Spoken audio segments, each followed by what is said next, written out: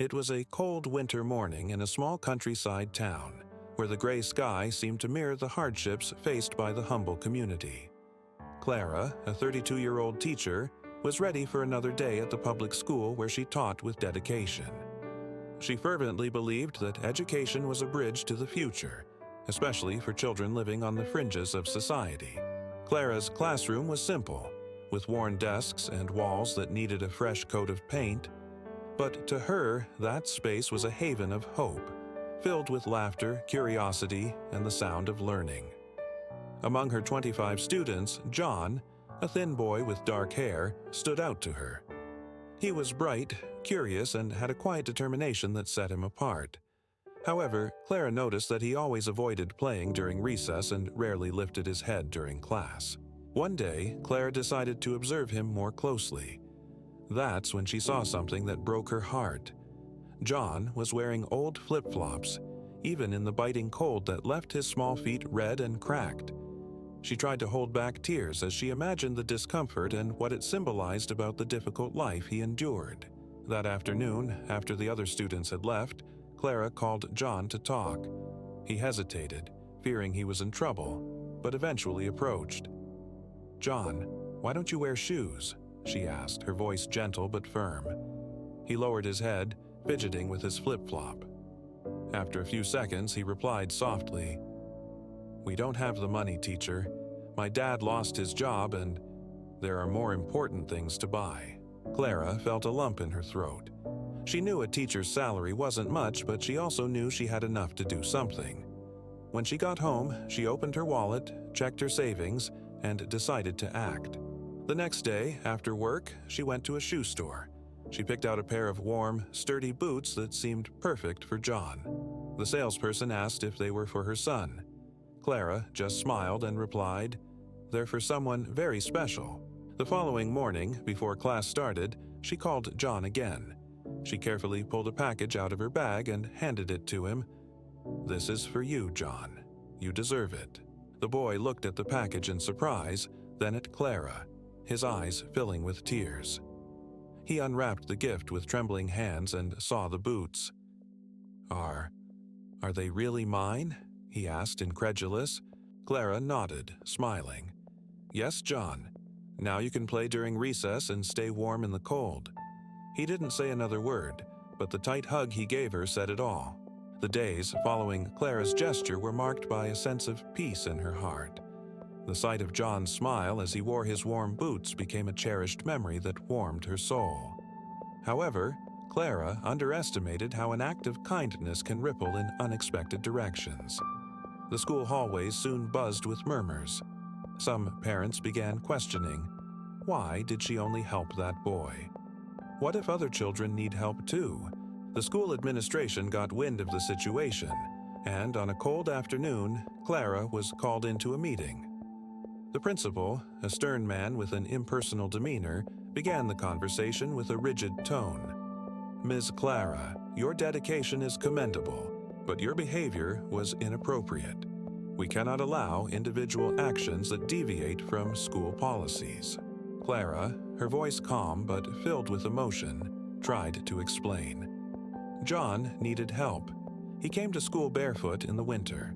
As educators, our duty is to care, not just to teach. The principal shook his head. "We can't solve all the world's problems. This sets a precedent. I'm sorry, but we'll have to terminate your contract." As she left the office, Clara felt an overwhelming weight on her shoulders. On her way home, the cold seemed more biting than ever. Looking at the humble streets of the neighborhood, she reflected on how often the world is cruel to those who try to do good.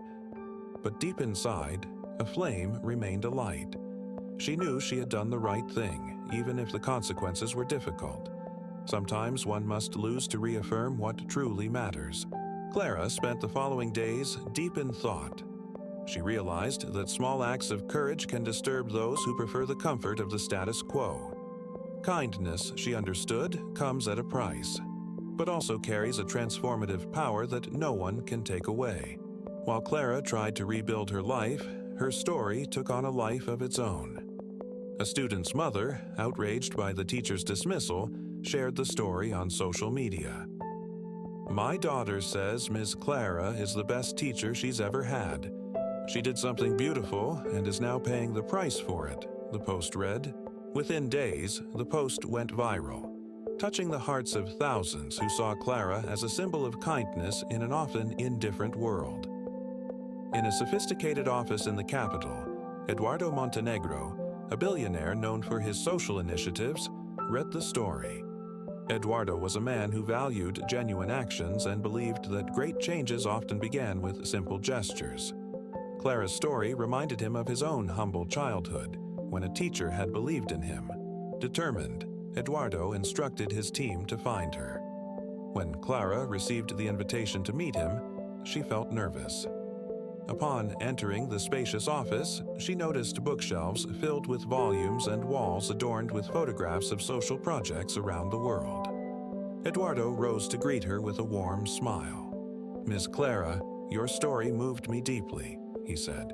"The world needs more people like you, who see beyond the rules and have the courage to act for the greater good." Clara, still shy, murmured, "I just did what I thought was right." Eduardo smiled more broadly. "And that's exactly what we need. I'm building a community school here in the city. I want you to be its principal, not just to teach, but to create an environment where children are treated with dignity and no one is forgotten." The proposal felt almost unreal to Clara. Just days before, she had felt defeated, and now she was being given the chance to lead something larger than she had ever dreamed. The construction of the school was a fast-paced project, but rich with meaning. Clara closely followed each stage, from choosing the colors of the walls to organizing the books in the new library. Every detail reflected her care and vision for a place where children could not only learn but also feel they belonged. On the day of the inauguration, Clara wore the same simple blue dress she used to wear for school meetings. There was no vanity in her demeanor, only gratitude and a sense of purpose. John was among the first students to walk through the new school's gates. His eyes sparkled with joy as he saw the spacious classrooms and the books gleaming on the shelves. The first months were intense but profoundly rewarding. Clara noticed that each child who walked through the hallways carried a unique story, often marked by hardships that weren't always visible on their faces. She worked alongside her colleagues to ensure no child was left behind. The school became more than just a place to learn math or history. It became a refuge where children discovered they had value. John, now brimming with confidence, led a reading group and made a point of helping classmates who struggled. One day, he approached Clara with a drawing he had made. It was of her, with a giant heart in place of her chest. "Teacher, this is you," he said, smiling. In that moment, Clara realized that the impact of her kindness couldn't be measured in awards or applause.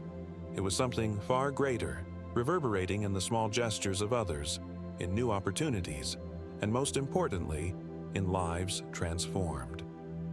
As she walked through the corridors of the new school, Clara reflected on how the adversities she had faced were, in fact, lessons in disguise. The world wasn't fair, but goodness always found ways to bloom, even amid challenges. In that space, which had now become the heart of her community, Clara knew that a seed of kindness had been planted, and that it would continue to grow for a long time to come. Thank you for watching. Stories like this show us the power of kindness and how small acts can transform lives. Helping others not only benefits those who receive it, but also those who give, because we never know when life might surprise us with unexpected rewards. If you were inspired by this message and want to see more touching stories like this, subscribe to the channel. Turn on the notification bell to stay updated and be part of this journey of spreading love, empathy, and inspiration throughout the world. Together, we can create a place where solidarity is at the heart of our actions. See you in the next video.